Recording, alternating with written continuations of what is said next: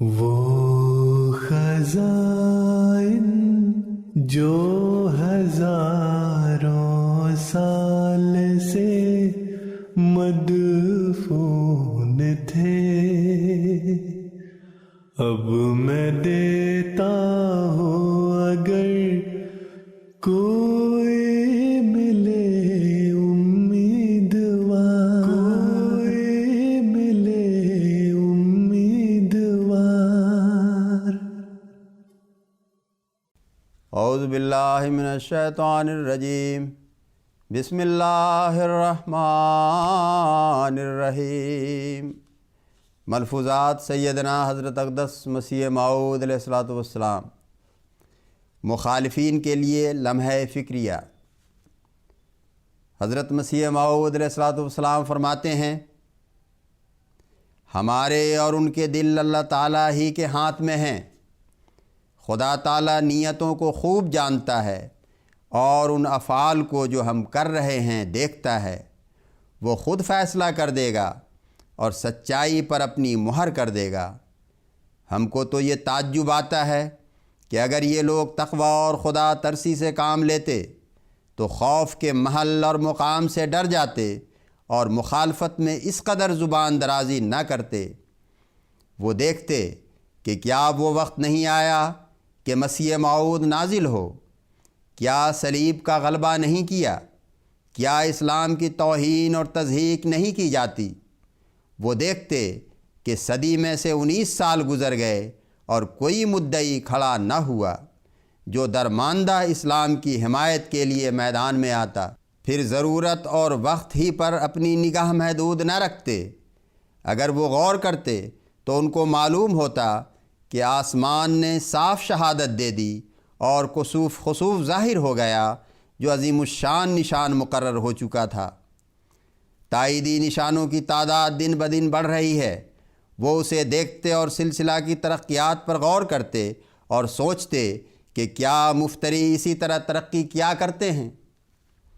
ان سب امور پر یکجائی نظر کے بعد تقویٰ کا تقاضا تو یہ تھا کہ اس قدر بین شواہد کے ہوتے ہوئے بھی اگر ان کی نگاہ تاریک تھی تو خاموش ہو جاتے اور صبر سے انتظار کرتے کہ انجام کیا ہوتا ہے۔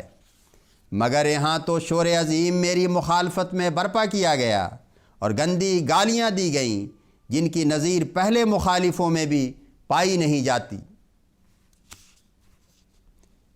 حجج الکرامہ میں نواب صدیق حسن خان صاحب نے لکھا ہے کہ آیات پوری ہو گئی ہیں اور پھر اپنی اولاد کو سلام کی وصیت کرتا ہے، مگر میں کہتا ہوں کہ اگر وہ زندہ ہوتے تو خود بھی ان مخالفت کرنے والوں ہی کے ہمراہ ہوتے۔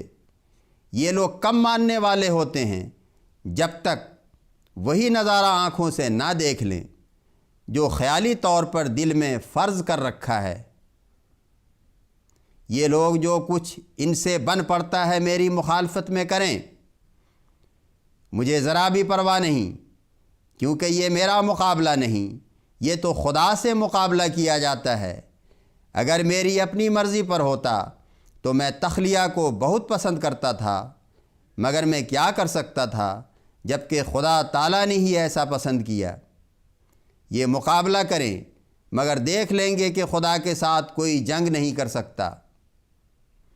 وہ ایک طرفۃ العین میں سالہ سال کی کارروائی کو ملیہ میٹ کر دیتا ہے، اس لیے ہمیں خوشی ہے اور ان کی مخالفت سے ذرا بھی رنج نہیں ہوتا، کیونکہ ہمارا خدا ایسا خدا ہے جو ساری خوبیوں سے متصف ہے، جیسا کہ الحمدللہ میں ہم کو پہلے ہی بتایا گیا ہے۔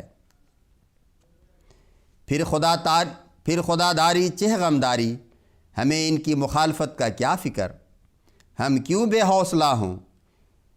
کیا معلوم ہے کہ اس نے اس مخالفت کے طوفان کے انجام میں کیا مقدر کر رکھا ہے؟ ہم کیوں بے حوصلہ ہوں؟ کیا معلوم ہے کہ اس نے اس مخالفت کے طوفان کے انجام میں کیا مقدر کر رکھا ہے؟ یہ جو خدا تعالیٰ نے فرمایا ہے وَاسْتَفْتَحُوا وَخَابَ كُلُّ جَبَّارٍ عَنِيدٍ، اس سے معلوم ہوتا ہے کہ جب انبیاء اور رسول آتے ہیں وہ ایک وقت تک